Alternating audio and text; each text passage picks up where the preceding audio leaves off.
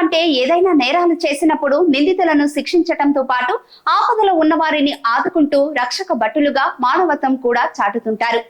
ఏ చిన్న పని చేయాలన్నా లంచాలు డిమాండ్ చేస్తూ రూల్స్ పేరుతో అమాయకపు జనాలపై బూతులతో పాటు బోటు కాళ్లతో తెగబడుతున్న పోలీసులు ఉన్న ఈ కాలంలో ఓ నిరుపేద అంధుడికి తామే అండగా నిలబడి ఓ గూడు కట్టించడం అనేది నిజంగా మెచ్చుకోదగిన విషయమే.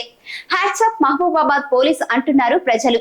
కాగా ఏదో ఆపదలో ఉన్నప్పుడు ఆ సమయానికి రక్షించడమో, ప్రాణాలు కాపాడి చేతులు దులుపుకోవడమే కాకుండా ఓ నిరుపేద అంధుడికి ఇల్లు కట్టించి ఇవ్వడం గొప్ప విషయమే అంటున్నారు.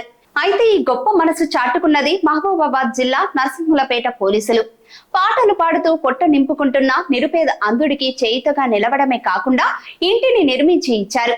పెద్ద నాగారం గ్రామానికి చెందిన మందుల నాగన్న పుట్టుకతోనే అంధుడు కావడం, ఆయన తండ్రి కూడా మరణించటంతో తెలిసిన కలతో వచ్చిన పదో పరకతో తల్లిని పోషించుకుంటున్నాడు. అయితే తమకు ఉన్న ఇల్లు పాడైపోయో, ప్రకృతి వైపరీత్యాల వల్లనో పాడైపోవటంతో తల్లితో కలిసి ఇంటి పక్కనే పరదాలతో ఓ చిన్న గుడారం ఏర్పాటు చేసుకొని జీవిస్తున్నారు.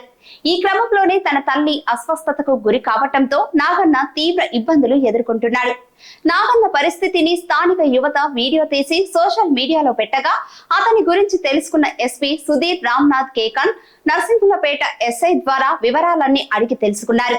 నాగన్నకు ఇల్లు లేదని తెలిసి కూలిపోయిన అతడి ఇంటి స్థానంలోనే కొత్త ఇల్లు నిర్మాణం చేసేలా చొరవ తీసుకున్నారు.